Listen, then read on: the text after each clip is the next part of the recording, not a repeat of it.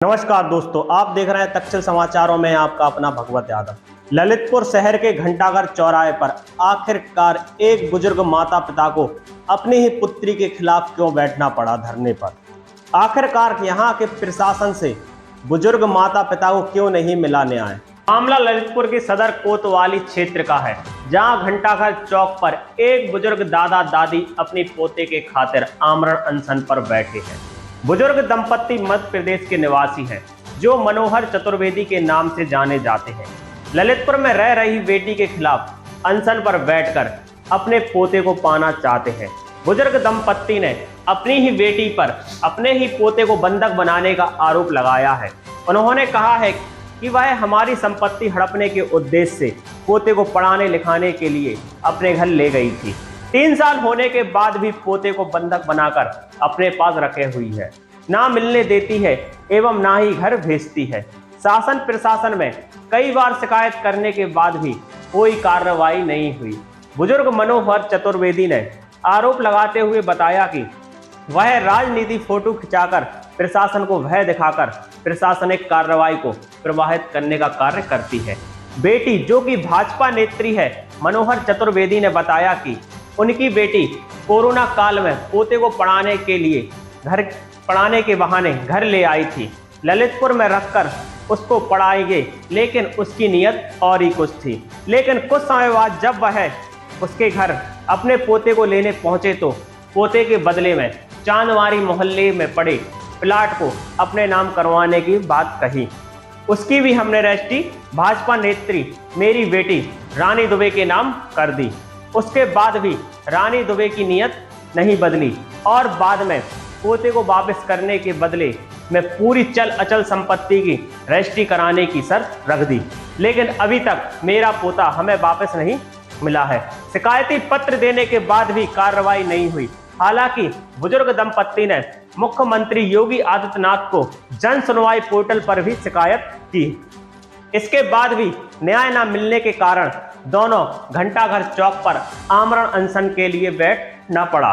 बुजुर्ग दंपत्ति कहते हैं कि हम यहीं प्राण त्याग देंगे जब तक हमारा पोता हमें नहीं मिलेगा। बताएं, क्या नाम है आपका? हमारा नाम मनोहर लाल चतुर्वेदी। कहाँ के निवासी? हम ग्राम अचर्रा जिला की। मामला है, आपके पोते को कौन ले आया, सबसे बंधक बनाकर? हमारा कोरोना के टाइम में हमारे नाती को अपने घर रखे थे, तो इस बार में उसको भर्ती करा। कोरोना की वजह से हम घर पर रखे थे। उसके बाद में हमारी बेटी पहुंची, रानी हमारी लड़की है, वो हमारे घर में पहुंची तो कहने लगी कि पापा हम इसको पढ़ाएंगे पालन पोषण, आपका बुढ़ापे में परेशान हो रहा है, हम आता जाता बना रहेगा, हम वही ललितपुर पढ़ाएंगे। हमने ठीक है भैया, लड़की है कर ले जाओ। तो ले गई, हम आते जाते रहे, कर लगे तो वो इस स्कूल में भर्ती करवा दिया। वो जाता है, ऐसा करता। फिर एक मरतबा आए 5-7 महीने बाद, कहने लगी वो वृंदावन में भैया चाचा के पास में पंडिताई सिखा रहा है, ऐसा कर रहा है वैसा कर रहा है। हम भरोसे में रहे। फिर कई मरतबा, फिर एक मरतबा आए तो कहने लगे तुमको पोता चाहिए तो मम्मी के नाम जो चांदमारी में प्लाट है वो हमको दे दो, हम पोता तुम्हें दे देंगे।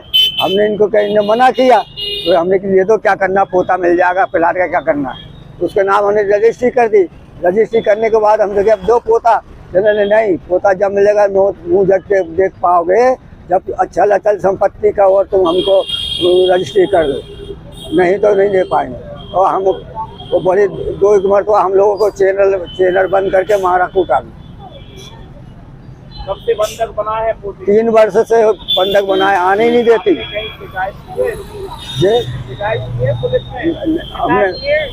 हमने 2021 में आए थे यहाँ पर चौकी में, कहा था एसपी साहब के यहाँ, तो यहाँ चौकी पे कहने लगे आप रिपोर्ट लिखवाओ, हम आते हैं। वही दरवाजे थे वो 21 में, उसकी रसीद है हमारे पास। आपने मुख्यमंत्री पोर्टल पर शिकायत की है? अभी की है। क्या हुआ? कुछ नहीं हुआ, कहीं सब दूर किया हमने, कोई कुछ नहीं हो रहा है। कहाँ बैठे हैं आप लोग? हम घंटाघर पे बैठे हैं, दोनों पति पत्नी। क्यों बैठे? हमारा पोता मिलना चाहिए, नहीं तो हम तो यहीं पर सीताराम है। क्या है आपकी ये लड़की रानी दुबे जो है, ये क्या है? राजनीतिक? ये कुछ नहीं, अपने आप में भपका बनाए है राजनीति। हम उसके उनसे अनुराग जी से जानते हो तुम, मंत्री जी को जानते हो तुम, अभी एक फोन में फलाना ऐसा करवा देंगे, पता नहीं पड़ेगा, इस तरह बोलती है। राजनीतिक डर दिखाती है आपको? ये हाँ, ऐसे ऐसे डांटती है, भक्का बता के राजनीति का भक्का बताती है। ऐसे घर पे पोस्टर लगा रखा है बड़ा भारी। कहाँ रहती है ये निशाला मंदिर पास में बांसी दुबे हाउस लिखा हुआ है उसके मतलब। किसका मकान है ये?